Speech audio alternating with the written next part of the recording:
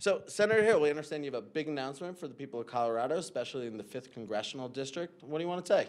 Peter, I'm really excited to announce today I will be running for the Republican nomination for the 5th Congressional District to represent and bring a new generation, some energy into Washington, D.C. We just had an election that said drain the swamp election. Obviously, we've seen some of the challenges up there. We still have some work to do. We have a congressman who's been in for a while, and we think the very best form of term limits is when people get together and say it's time for new leadership. And why specifically does that district need new leadership right now?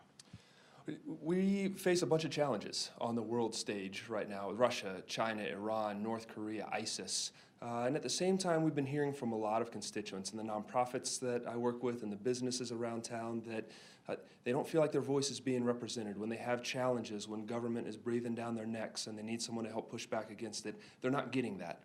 So it's time to bring that energy. It's time to bring that representation for our people here in the 5th Congressional District. Very focused on the military side and say we live in a dangerous world and we need someone who's going to actively fight back.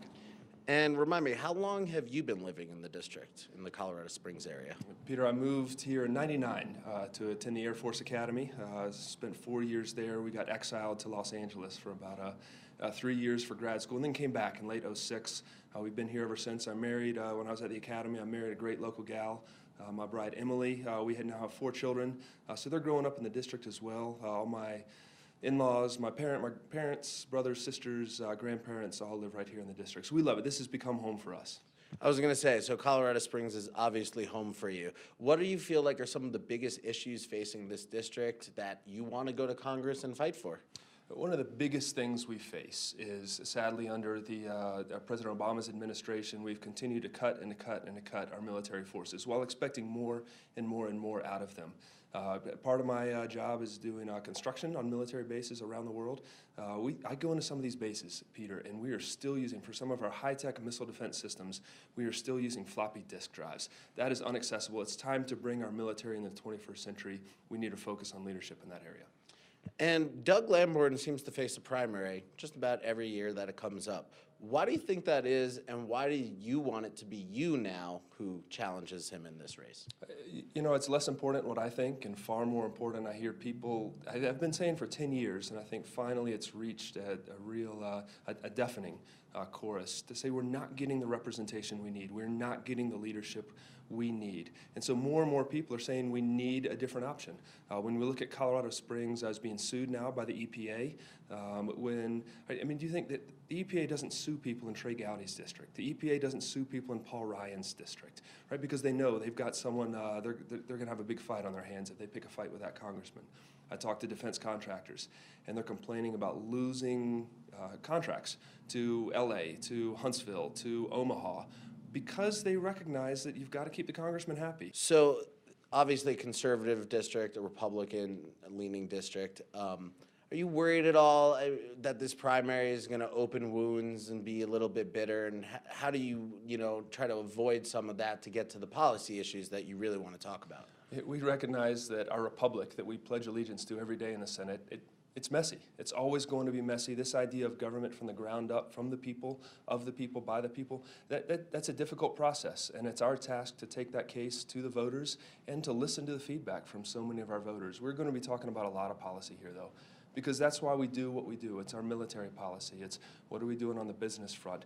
When you look, people are so frustrated. I haven't talked to anyone who's not really ticked off right now, Peter, by what happened in Washington, D.C. on the repeal Obamacare vote. We've been promising for 7 years we're going to do this.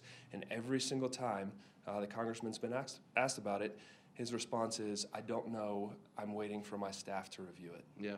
And I have to ask, are you crazy? Like, who wants to go to a dysfunctional Congress and try to make change? I mean, you're up against a whole lot of forces that you'd be working against. What do you think, how do you feel like you can make a difference there? It is true, people have been asking me that for years, but you watch what we do up here. It's hard work up here. We have a Democrat governor, a Democrat House, And yet, with some real focused, principled, energetic leadership, we've been able to get a lot of pro-freedom, pro-constitution work done, expanding school choice, limiting government intervention in our lives and a lot of these new and upcoming technologies. And a neat testimony to a constituent of mine who said, "Owen, I really want to get this done, legalize switchblades this year." It's one of these examples to say this is what leadership can do, and we don't take any excuses to not go and get things done for our constituents. And last question for you, just walk us through your background a little bit and how you feel that background has prepared you for this run.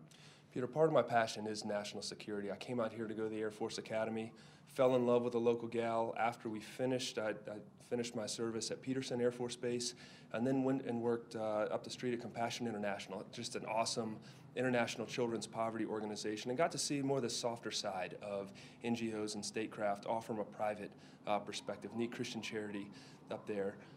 It was seeing that I realized aid and charity, they were helpful, but they weren't going to solve our world's problems. Many of these kids around the world, they face a political problem. They need freedom. They need political freedom. So that's when I got into politics, and now it's time to bring those two back together and focus on the national security policy, as well as being an ardent advocate for the role that the United States plays around the world as a beacon of freedom.